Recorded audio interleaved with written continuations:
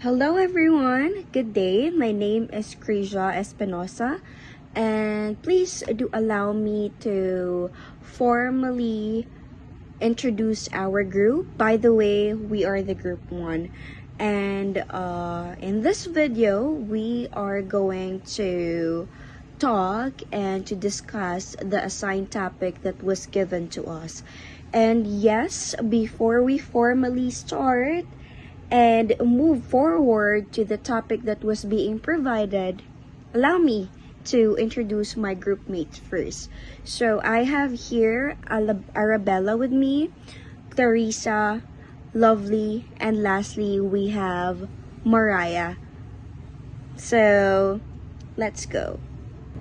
So the picture that was being sent, and we need to discuss it one by one. What is it all about? So it is all about, our topic, guys, is all about the K to 12 basic education framework. So the K to 12 basic education framework has different components. It has different context. So by the help with us, we will be able to familiarize what is the K to 12 basic education framework all about. First, we have here the philosophical and legal basis of K to 12 basic education framework. So, what is this all about? What is the different philosophical and legal basis that K to 12 basic education framework offers? So let's start with the philosophical principles. Guys, the first one that we have here, the philosophical principles in K to 12 basic education framework, it is all about learner-centered approach, which it focuses on the needs of the learner. Second philosophical principle we have here is the mother tongue based multilingual education, or also known as MTB MLE. So this actually uses the student's mother tongue and additional languages. So I just want to explain a little bit about the mother tongue based multilingual education. So we all know, guys, that we don't actually only speak one language here. So we have different languages here in the Philippines. So namely, since we are located here somewhere in Cebu, our first language would be Bisaya. So that is our first language. So our second language would be Tagalog. And the third language that we have here in the Philippines is English. English is the medium of teaching here in the Philippines. I know that we are all aware of that. So let's move on to the third philosophical principle, which would be the spiral progression. So what is spiral progression? So it ensures integrated and seamless learning. So it makes sure that everything goes well along the way. Next, we have contextualization. So it makes our education relevant. And next, we have inclusive education, which means that it includes all learners. So no matter where you are, where you came from, this specific education framework, or this specific philosophical principle that was being provided by the K to 12 basic education framework, again, it includes all the learner, no matter where you are, what is your ethnicity. So again, it includes all learners. Next is we have learner development. So it is where it focuses on the development of the whole learner. Next, let's move on to the different legal bases here in the K to 12 basic education framework. The first legal basis in K to 12 basic education framework is it enhances Basic Education Act of 2013. So it means that it strengthens the curriculum and increases the number of years of basic education.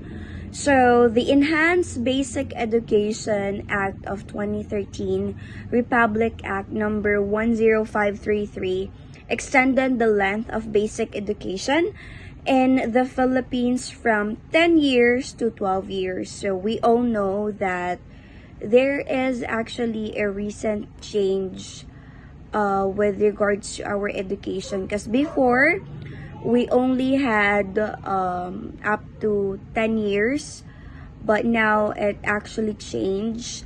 So the law also strengthened the curriculum to prepare students for higher education, employment, and entrepreneurship. So this curriculum, the law established a more comprehensive curriculum that aligns with international standards. It also supports mother tongue and multilingual education. So as what I've mentioned earlier, that the number of years actually changed from 10 years to 12 years. So the law extended basic education to include kindergarten, 6 years of elementary, 4 years of junior high, and the newly added, which would be 2 years of senior high. So let's proceed with the Kindergarten Act. So what is Kindergarten Act all about?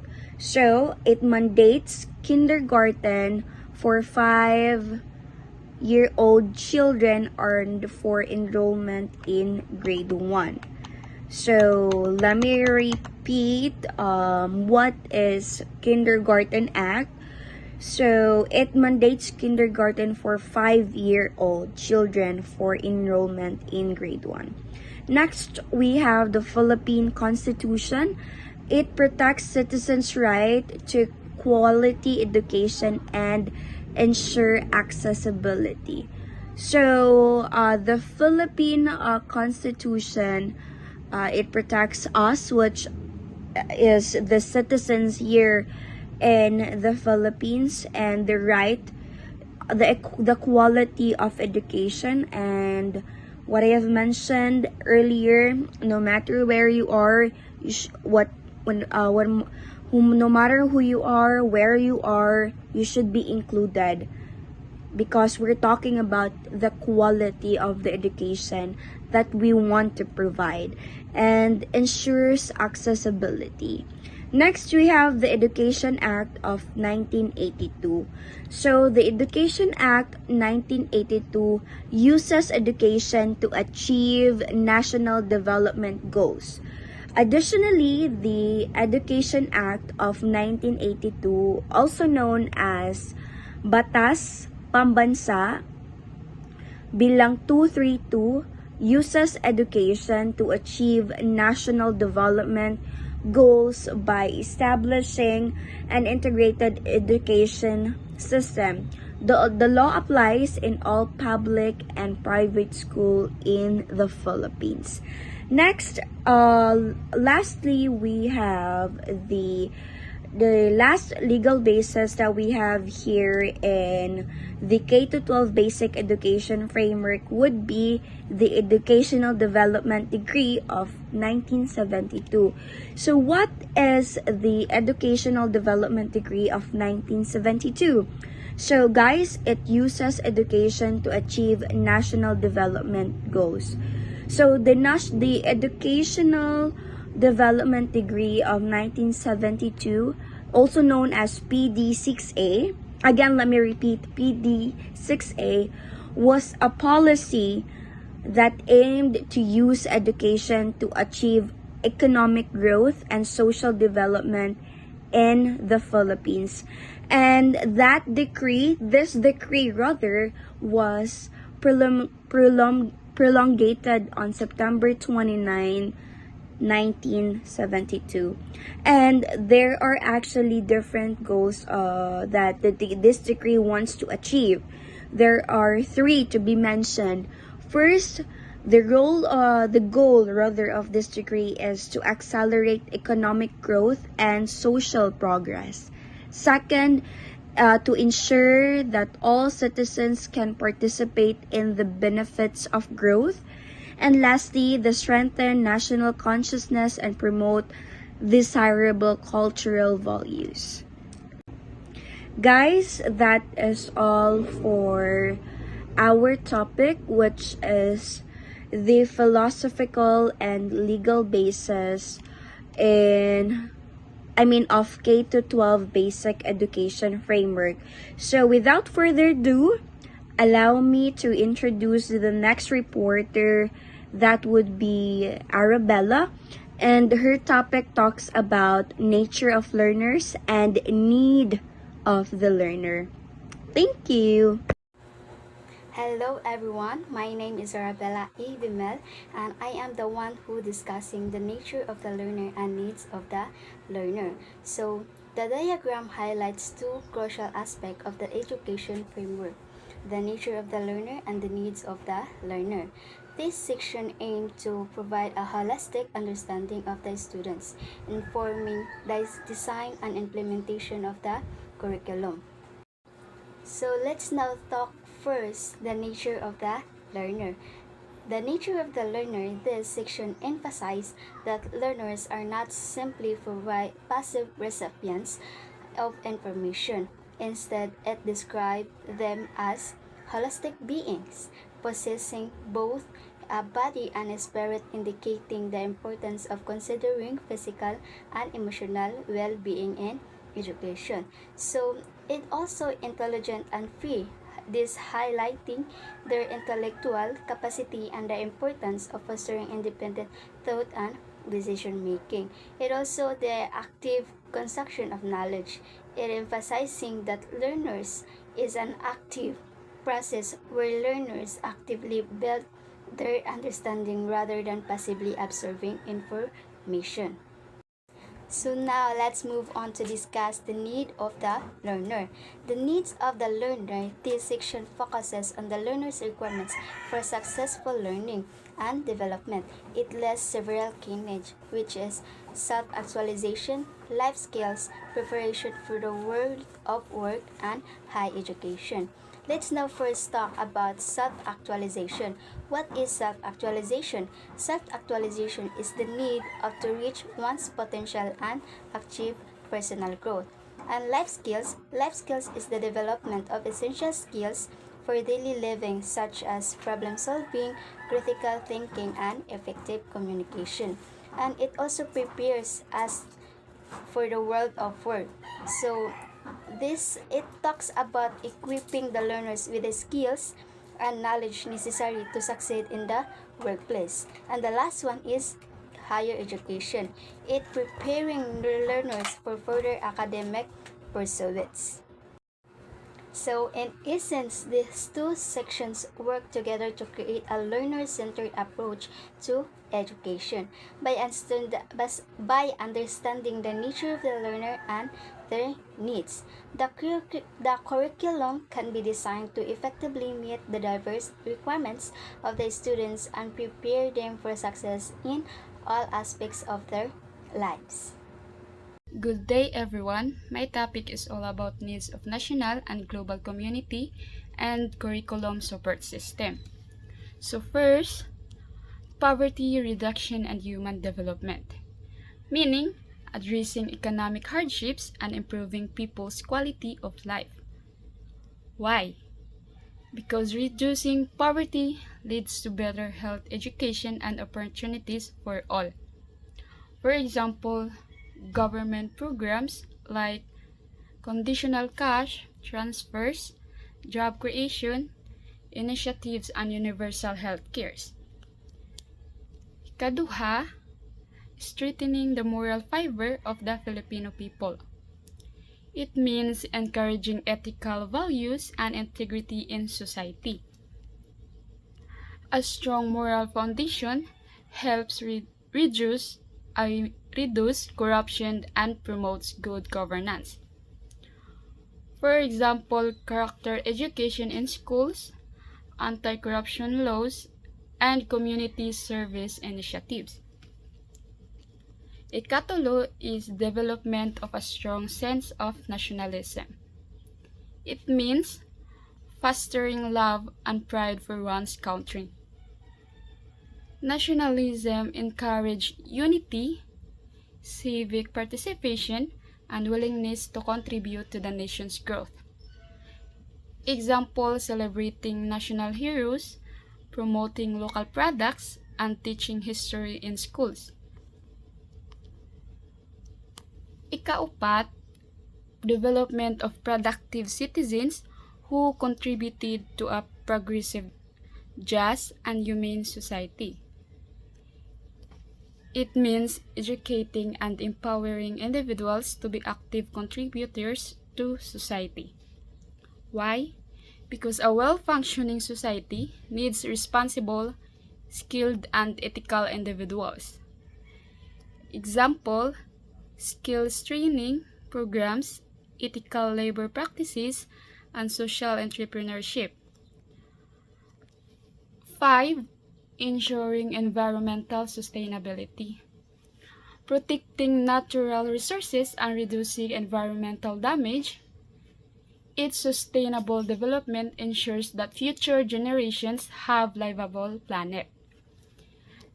For instance, reforestation programs, waste reduction policies, and renewable energy projects. The last part is global partnership for development. It means collaborating with other nations to achieve progress. Many challenges, climate change, and poverty require international cooperation.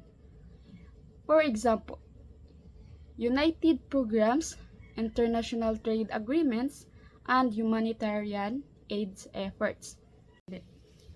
The curriculum support system has consists of 6 key components that ensure effective teaching and learning. First, teachers. Second, learning resources. Third, learning environment. And fourth, assessments and exams. Fifth, school leaderships and management. Last, community, industry, relevance, and partnership.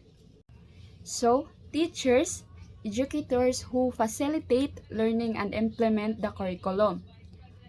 For example, a science teacher using hands-on experiments to engage students. Learning resources, meaning materials that support instruction and learning, like textbooks, online learning platforms, and multimedia tools. And learning environment, like the physical, instructional, and psychological or social setting where learning occurs. Example, well-equipped classrooms support schools' culture and safe learning spaces.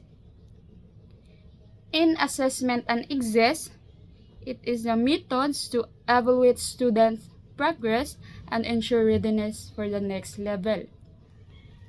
Like example, classroom assessment, student learning assessment, standardized tests, portfolio assessments, and graduation requirements. In school leadership and management, like administration and policies that ensure effective curriculum implementation. Example, principals and school heads managing teacher performance and student outcomes. student outcomes. Last part is community industry relevance and partnership. It means collaboration with local business and organizations to enhance education. Example like internship programs, industry-sponsored scholarships, and career fairs. Hello everyone, I am Mariah Cheskajan Pangilinan and I'm going to tackle one of those curriculum support, which are the family support and internal and external stakeholder support. So for family support, so we can ask guidance in our own family. So the family is the primary guidance in the students, because if there's no guidance from our parents, we can no longer go to school, so to provide us financially. Okay, so in internal stakeholders, the students, the teachers, and the school personnel. So for the student, we are the primary stakeholder in education, because we are the directly impacted by the educational system, while the teachers contributed crucial role. So they are the one who monitor the students' progress and also guide students in school. So while the school personnel is work with stakeholders to have or to improve learning standards and outcomes. So from the external stakeholders, so there are several people. So first is the parents, government official, local business leaders, volunteers, private entitles, local governments, and community members. So they also help indirectly for the educational system, for the better educational system. Okay, next would be the instruction support. So, instruction support in K to 12 refers to the various methods that being used to assist teachers in delivering effectively the instructional materials to students across all grade levels from kindergarten to grade 12. So, including providing additional support to students who may need extra help with learning concepts, whether through individualized interventions, small group activities, or technology-aided learning tools. So there are key aspects of instructional support in K to 12, which are the differentiated instruction. So in this differentiated instruction, tailoring teaching methods and materials to meet the needs of the students. So next would be the intervention programs. So in this key aspects, so it targets the support for students struggling with specific academic skills. So next would be the accommodations and modifications. So adjusting the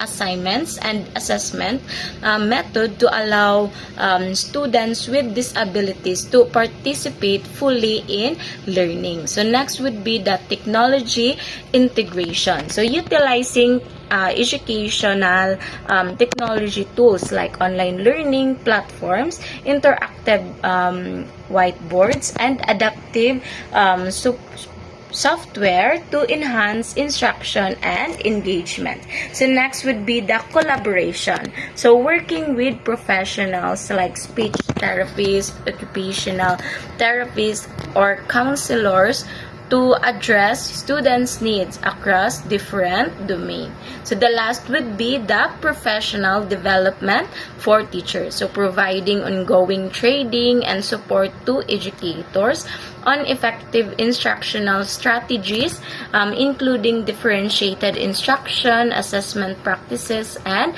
many more. Hello everyone, this is Lovely Novesha, and now we're talking about something really important, how our education system works. And it's not just about teachers and students in classrooms, but it's about a whole network of support that helps everyone succeed. Now, we'll focus on two key parts: administrative support and societal support. The first one is an administrative support. Administrative support is like the behind the scenes team that keeps everything running smoothly. It's about making sure schools have what they need to work well. This includes school leaders, like principals and other school leaders, make sure schools are well run and have the resources that they need. And the government help. The Department of Education or DepEd and other government groups provide money, rules, and support for schools across the country. And the school staff. This includes everyone from office workers to librarians who help keep schools organized and running smoothly. And the societal support. Societal support is all about how communities help students learn and grow. It's about everyone working together to make education better. This includes like families. Families are the first teachers. They help their kids learn at home and support them in schools. And the community groups, like churches, clubs, and other groups often provide extra learning opportunities or help students that they need. Businesses, examples like companies, sometimes help schools by providing some resources, jobs for graduates, or other support. And the NGOs, non-government organizations. These groups focus on specific needs like helping students in poor areas or providing scholarships. And now, these two types of support work together, and good administration makes sure schools have what they need, and strong community support creates a better environment for learning. They both help students succeed and become successful adults. So now, as you can see, education is a team effort. It's a teamwork. Administration and societal support are vital for a strong education system. So let's work together to make education in Philippines even better. Thank you.